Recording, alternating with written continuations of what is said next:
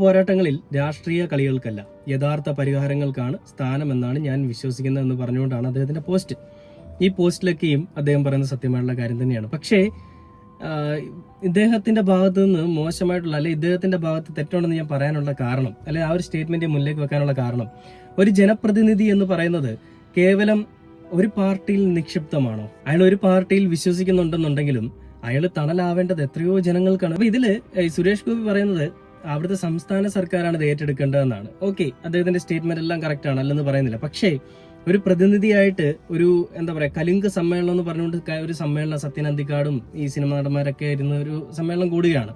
അപ്പൊ ആ സമ്മേളനത്തിലേക്ക് അതിൽ എന്തെങ്കിലുമൊക്കെ ഒരു സൊല്യൂഷൻ കിട്ടുമെന്ന് പ്രതീക്ഷിച്ചുകൊണ്ട് 4-5 വർഷത്തോളം പെട്ടിരുന്ന ഒരു വൃദ്ധൻ അല്ലെങ്കിൽ ഒരു വയോധികൻ, ആ പ്രായം ചെന്ന മനുഷ്യൻ, അദ്ദേഹം അങ്ങോട്ടേക്ക് ഓടിച്ചെന്നപ്പോൾ അദ്ദേഹത്തിന് ഇങ്ങനെ തള്ളിക്കളയേണ്ട ആവശ്യകത ഉണ്ടായിരുന്നു എന്നാണ് ഞാൻ ചോദിക്കുന്നത്.